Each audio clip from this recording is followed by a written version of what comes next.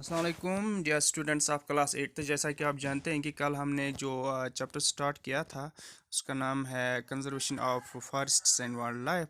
तो उसमें हमने डिफॉरेस्टेशन कल डिस्कस किया था, और भी बहुत सारी टर्म्स डिस्कस की थी। और काज ऑफ डिफॉरेस्टेशन हमने डिस्कस की थी, और आज मैं थोड़ा बहुत उसके बारे में बताना चाहूँगा कि हम फॉरेस्ट्स का सफाया क्यों करते हैं। उसके लिए कुछ इंसान जो है मैन मेड काजेज़ हैं, जैसे firewood, timber, cultivation, industries, urban development, और भी बहुत काजेज़ हैं जो आप खुद ऐड कर सकते हैं। हम जंगलों को क्यों काटते हैं, इसका मतलब यही है कि वही फिर इसका काज बनता है काटने का। पहला काज जो है फायरवुड। आपको पता ही है कि लोग जो देहात में रहते हैं, रूरल एरियाज़ में रहते हैं, वो जंगल से लकड़ी हासिल करते हैं जलाने के लिए। और ह्यूमन पॉपुलेशन दिन पे दिन बढ़ती जा रही है, और जंगलों का सफाया कंटिन्यू जो है किया जा रहा है।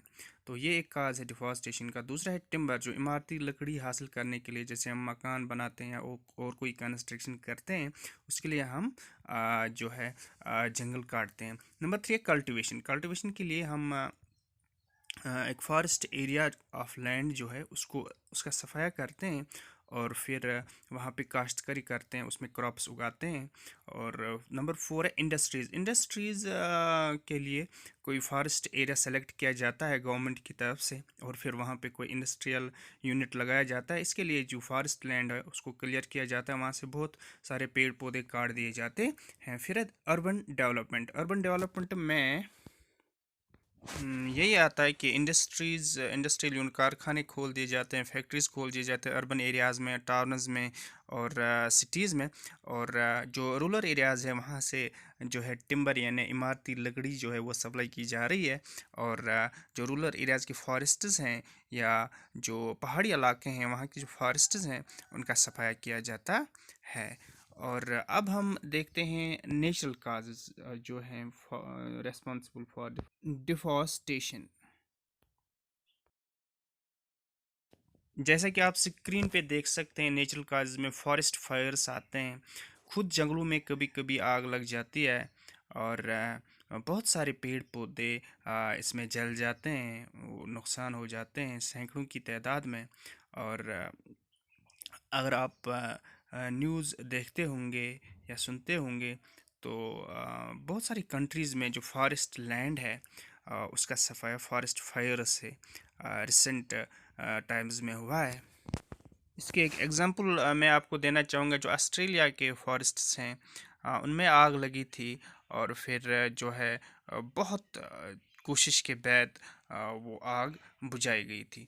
Number 2 earthquakes. अर्थक्वेक्स आपको पता ही है, जब किसी जगह जो है ज़िलज़ला आता है और जिल्ज या ट्रिमर्स आते हैं, उसकी वजह से जो फॉरेस्ट एरिया है वो जो है ज़मीन के नीचे दब जाता है। इसमें बहुत सारे पेड़ पौधे जो है नुकसान होते हैं। और नंबर 3 है volcanic eruption. Volcanic eruption. Volcanic eruption में मतलब है किसी जगह वॉल्केनो जो है वो एरप्ट होता है, नीचे से ऊपर आता है, और फिर जो है उसमें भी बहुत सारे पेड़ पौधे नुकसान होते हैं। और फ्लड्स फ्लड्स की वजह से भी, जैसे सैलाब आता है किसी एरिया में, वहाँ से बहुत सारे पेड़ पौधे हैं तो वो भी ज़मीन के नीचे दब जाते हैं, या जो पानी है वो उनको अपने साथ बहा के ले जाता है। इस तरह से जो ये कुछ नेचुरल काजेज़ हैं जो रेस्पॉन्सिबल हैं फॉर डिफॉरेस्टेशन। अब डिफॉरेस्टेशन जो होती है, चाहे मैन मेड काज इसके लिए रिस्पॉन्सिबल होता है या नेचुरल काज, तो उसके क्या असरात होते हैं उनको बोलते हैं कॉन्सिक्वेंसेस ऑफ डिफॉरेस्टेशन। पहला जो असर है उसका जो है रिड्यूस्ड रेनफॉल।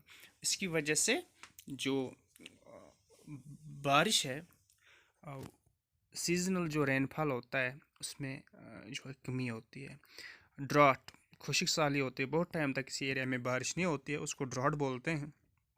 और नंबर 3 जो है loss of habitat of wild animals.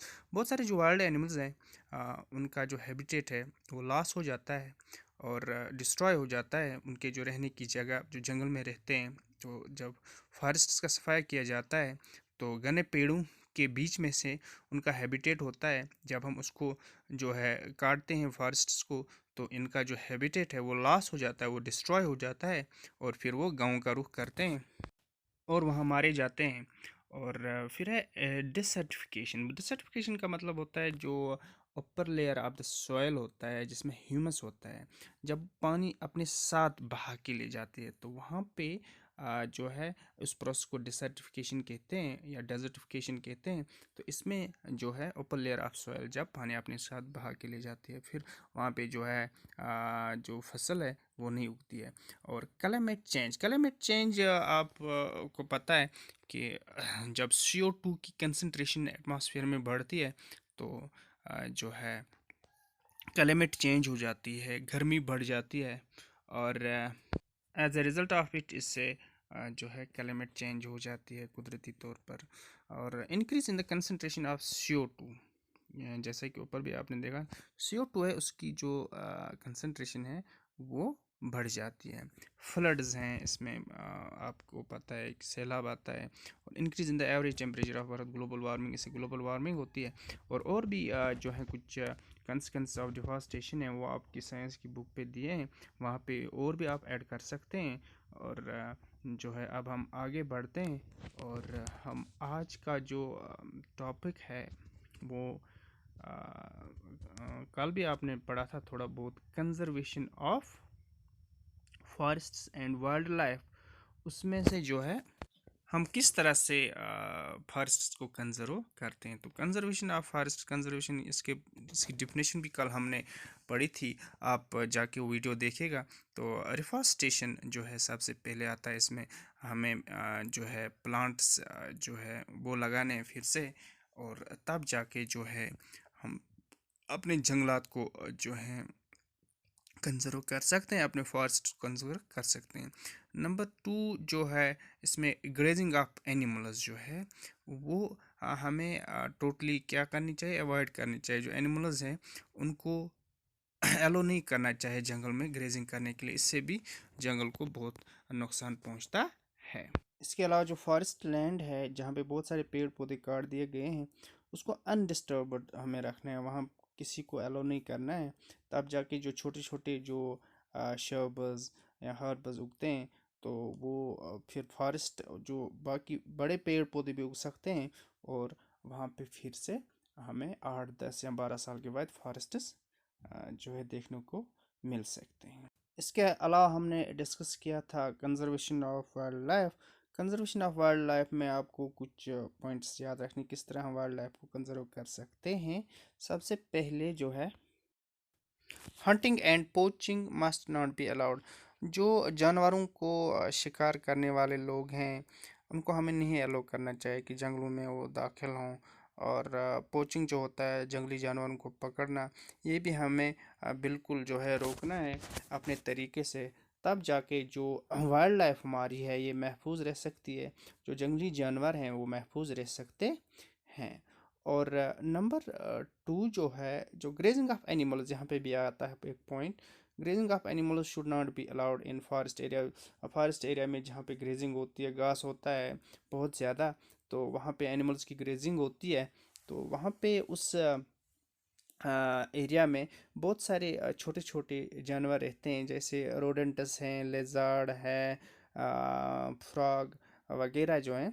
तो जब हम इस में एलो करते हैं ग्रेजिंग, तो उसकी वजह से जो वहाँ पे जो घास वगैरह वो ख़त्म हो जाती है और फ्लड्स आ जाते हैं, और वो जो है मिट्टी को अपने साथ ले जाते हैं। और इस तरह से जो बहुत सारे हैबिटेट्स हैं रोडेंट्स के, स्नैक्स के वगैरह जो मिट्टी के अंदर रहते हैं, तो वो जो है उनका हैबिटेट जो ख़त्म होता है, और फिर उनको भी जो है बहुत नुकसान हो जाता है।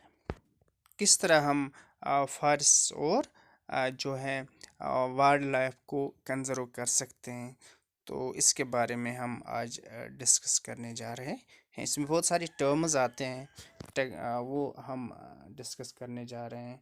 और आप ये वीडियो देखने के बाद जो है जो दूसरा वीडियो मेरा आएगा वो उसी के बारे में आएगा। यहाँ थोड़ा बहुत हमने रिपीट किया था कल का।